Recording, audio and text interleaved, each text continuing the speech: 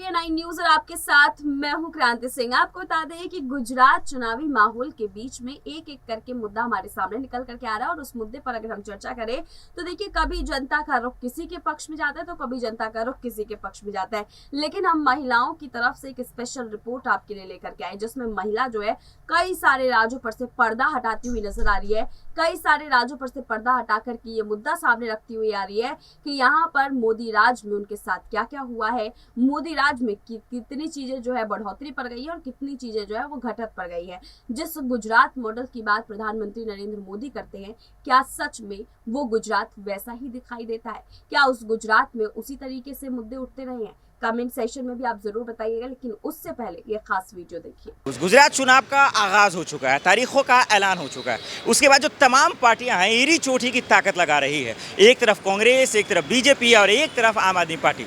आज यही जानने की कोशिश करेंगे कि गुजरात चुनाव के तारीखों का ऐलान होने के बाद अब पर्दा किसका भारी है, कौन किस पर जो है हावी हो रहा है और मोदी जी का जो गढ़ माना जाता है उसका क्या हाल है। बहुत सारे लोग हैं, आप लोग का बहुत बहुत स्वागत है। एक बार ताली बजा के आप लोग खुद स्वागत कर लीजिए। आपसे ही शुरुआत करते हैं। क्या नाम हुआ सर आपका? हेमंत गुरव। गुजरात में क्या माहौल देख रहे हैं इस बार? बहुत खराब माहौल है। इस बार कांग्रेस फिर से आने वाली है। रही थी और कांग्रेस ने इतनी यूनिवर्सिटियां बनाई, एम्स बनाए, अस्पताल बनाए। समझदार हैं, इस बात का जवाब दीजिए। तो वही तो मोदी जी पूछ रहे हैं, बीजेपी पूछ रही है कि फिर कांग्रेस है कहाँ, न चेहरा है। कांग्रेस है, हमारा चेहरा राहुल गांधी है। वो तो उन्हें पप्पू बता रहे हैं। वो तो मोदी फेंकू बता रहा है ना, मोदी फेंकू है। राहुल पप्पू है तो मोदी फेंकू है। अरे मोदी है तो मुमकिन है, ये तो सुना है आपने। मोदी बोलने में ही मुमकिन है। मोदी है तो महंगाई है, क्योंकि ये बोल रहे हैं ना, जो जब आते अगर इन्होंने बहुत डेवलप किया होता तो आज समझ लो जब डेवलप ये गुजरात में आते हैं, गुजरात में जब वो आते हैं, गुजरात में जब वो आते हैं तो पर्दे क्यों लगाए जाते हैं? अगर उनको इतना डेवलपिंग दिख रहा है तो जब उनकी रैलियां या कुछ आती है तो वहाँ पर वो पर्दे लगाए जाते हैं। मोदी अभी मोरबी में दुर्घटना हुई थी, हॉस्पिटल में जायजा लेने गए थे तो रातों रात रग रोगान करवा दिया। क्यों करवाया? उनका अच्छा दिखाने के लिए। पब्लिक क्या गांडी है? ये तो भगवान की तरफ से हुआ। क्या भगवान की तरफ? तो अभी भी भगवान की तरफ से ही हुआ होगा। वो गुजरात के वासियों को भगवान ने चेतावनी दी होगी कि अब की बार ये सरकार को गिरा हो। ये सरकार पर राहुल गांधी क्यों नहीं गए? राहुल गांधी चले जाते ना मिलने। राहुल गांधी अभी भारत जोड़ो यात्रा में है। मोदी यहाँ था, फिर भी यहाँ मोदी इधर था। मोदी जी यहाँ पे होते हुए यहाँ पे अपनी सभाएं रोकी नहीं उनने, और गरीब वहाँ जो राहुल गांधी चले जाते ना। क्यों राहुल गांधी कांग्रेस के सभी नेताओं ने यहाँ पर ही थे ना। जो इंसान यहाँ पर है, गुजरात का पहले सीएम रह चुके हैं, फिर पटेल गए ना जी। अरे मोदी जी तो अपने कहाँ पे गए? कहाँ गए? वो तो 3 दिन बाद गए। शोक जाहिर किया था 3 दिन के बाद, जबकि यहाँ मेरी बात सुनिए, गहलोत साहब दूसरे दिन ही पहुंच गए थे वहाँ मोरबी के अंदर। गहलोत यहाँ पे होते हुए, गुजरात के दौरे पे होते हुए उनको पता था कि दुर्घटना हो चुकी है, फिर भी उनने अपना प्रचार नहीं बंद किया और खोटी ढोंगबाजी करके रोना दिखाते हैं पब्लिक को। तकलीफ नहीं, पब्लिक को चौधू बनाना चाहते हैं। आज जिनके घर के बच्चे मरे हैं उसके बारे में उनको फिक्र नहीं है, खाली उनको अपने इलेक्शन के प्रचार की फिक्र है, खाली इनको इलेक्शन जीतने की फिक्र है। और बेरोजगारी की बात करते हैं ना, आज देश के अंदर सबसे ज़्यादा बेरोजगारी हिंदुस्तान के अंदर मोदी जी ने पैदा कर दिया। आज अच्छे दिन की बात कर रहे थे, गैस का बाटला कांग्रेस के शासन में। अमित शाह जी तो कह रहे भाई अच्छे दिन आ गए। अच्छा उनके अच्छे दिन आ गए। मोदी जी नहीं, अमित शाह के नहीं, अमित शाह के लड़के के, जो अमित शाह तड़ी पार है, उसके अच्छे दिन आए। उसका लड़का BCCI का चेयरमैन है, उनके अच्छे देश के अच्छे दिन आ गए। देश के अच्छे दिन कहाँ से आए? 400 रुपए की गैस की बोतल आज 1100 रुपए में मिलती है। 60 रुपए का पेट्रोल 100 रुपए के ऊपर मिलता है। किसके अच्छे दिन है? किसके अच्छे दिन आए? आप ही लोग बताइए। खाली उद्योगपतियों के अच्छे दिन आए। उद्योगपति अदानी अंबानी तो सारा सही भैया बंद है, सारी कंपनियां बंद चल रही है, कपड़े लाइन बंद चल रही है। 10 महीने से पब्लिक बैठी है। अभी चुनाव आया तो 2 महीने से सब फैक्ट्रियां चालू करी है। 11 महीने से किस तरह से हम लोग का सबका घर चल रहा है और आप बोल रहे अच्छे दिन आए। आपने घर का बात किया। स्मृति ईरानी जी हैं, सिलेंडर लेकर बैठ रही थी, कह रही थी कि देखिए आज लोग थोड़ा सा दिक्कत है, आने वाले दिक्कत में दिन और अच्छा हो जाएगा। कुछ नहीं अच्छा हो रहा और परिस्थिति बिगड़ रही है। ऐसा एक वक्त आएगा ना कि रोड पे कटोरा लेके भीख मांगना पड़ेगा और भीख भी नहीं मिलेगी। अभी मोदी जी के राज में भीख मांगना पड़ेगा। हाँ, ये मोदी जी क्या कोई भी सरकार आएगी ना, कोई भी, चाहे मोदी हो चाहे कोई भी हो, लेकिन है ना सबसे पहली बात तो ये है ना, वो लोग अपना देखते ही, पब्लिक का हित नहीं देखती है। मोदी जी पे भरोसा नहीं है? मुझे किसी ने राजनेता पे भरोसा नहीं है। हिंदुस्तान को मोदी जी पे भरोसा है? नहीं, किसी राजनेता पे भरोसा नहीं है, क्योंकि राजनेता क्या करते हैं, जब चुनाव आता है ना तो है ना इधर रंग लगवाएंगे, उधर रंग लगवाएंगे, अच्छी पब्लिक को फैसिलिटी देते, हॉस्पिटल में सारी फैसिलिटी, जहाँ चुनाव खत्म। मोदी जी तो कह रहे हैं कि हम गरीबों के लिए काम करते हैं, चप्पल पहनने वाले को हवाई जहाज पे उड़ाते हैं, मकान बना देते हैं। कुछ भी नहीं कर रहे हैं, हम लोग को तो दिख ही नहीं रहा। अगर करते तो हमको दिखता ना।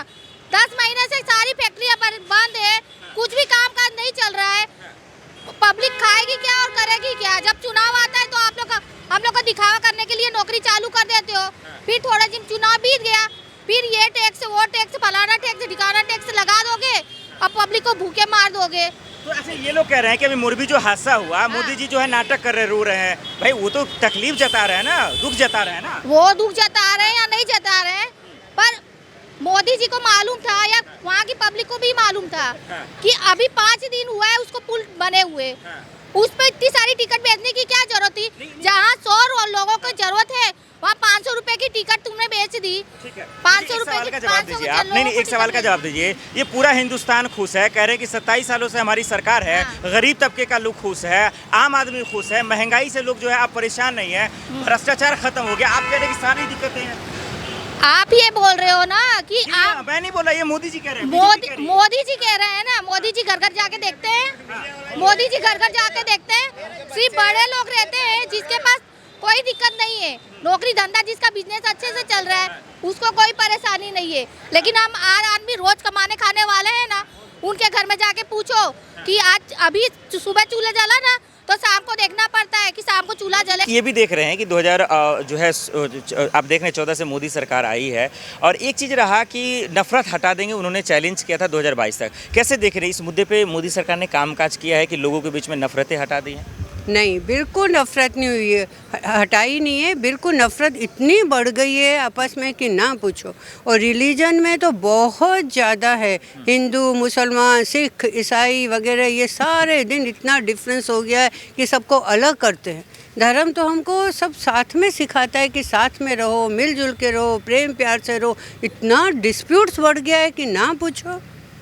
ये नॉलेज तुमको होनी चाहिए। कोई भी संत है, महात्मा, पैगंबर हमको सब सिखाता है कि यूनिटी में रहो, प्रेम प्यार में रहो। यहाँ तो जब देखो वो टीवी में आता रहता है कि इसको ये कर दिया, धर्म का ये कर दिया, इसको पकड़ के ले गए, इसको ये ले गए, वो वही सब कुछ चलता रहता है। धर्म हमको मैं माफ़ी चाहता हूँ टोकने के लिए। देखिए आप इतनी अच्छी बातें कर रही हैं, आज एक माहौल सा नहीं बन गया कि लोग एक तो बोलने से डरते हैं, दूसरा जो लोग अच्छी बातें करते हैं उन्हें गिरफ्तार कर लिया जाता है, उन्हें परेशान किया जाता है। इसको कैसे देख रही हैं? हाँ, वही कह रही हूँ ना, जो सच है वो तो सच ही रहने वाला है ना। जो सच है, कहने का मतलब वो सच बोलो, सच बोलने से भी लोग डरते हैं क्योंकि गिरफ्तार कर लेंगे, पर आके झूठ तो चलेगा नहीं ना, लंबा सच ही लंबा चलेगा। तो मोदी जी जो कह रहे थे वो पूरा नहीं हुआ? आपको नहीं लगता कि जो लोगों के बीच में नफरतें थी, जाति पात था, खत्म हो गया?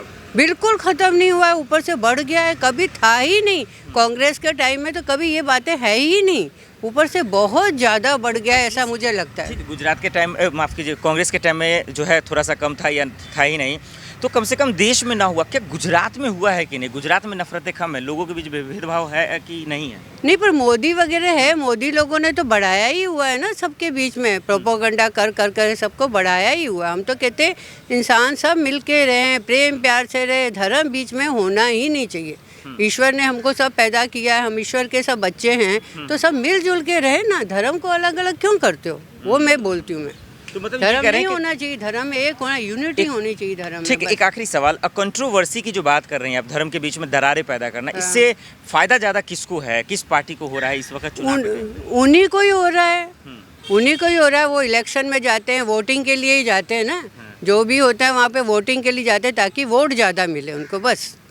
तो वोट के पीछे फिर आम पब्लिक तो फिर सफ़र करती है ना, ऐसा बोलती हूँ मैं। और आप यही कहना चाह रहे हैं कि भाई कम से कम आप राजनीति करो लेकिन लोगों के मुद्दे पे करो। ये बिल्कुल बिल्कुल, डिस्प्यूट्स नहीं होने चाहिए। हम तो कहते हैं एक इंसान हो, सच्चा सुच्चा अच्छा आदमी हो, जो सबका सोचे, सबके लिए जिए, अपना जेब भी नहीं भरे, पब्लिक के लिए करे, बस जरूरी है। इस बीच में 8 से 9% गुजरात में मुसलमान हैं। मुसलमानों का वोटर किसके पास जाएगा, वो किसका खेल बिगाड़ेंगे, क्या रुख रहेगा, और सबसे सबसे अहम बात, बीजेपी की सरकार से मुसलमान कितना खुश है ये जानना बेहद ज़रूरी है। इसी को जानने के लिए आज मैं आ गया हूँ। इस भीड़ में आप देख रहे हैं कि बहुत सारे लोग हैं। ये अहमदाबाद का जो है जगह है, उसमें जाने की कोशिश, 3 नगर जगह है। क्या नाम है चाचा आपका? मेरा नाम दीन मोहम्मद है।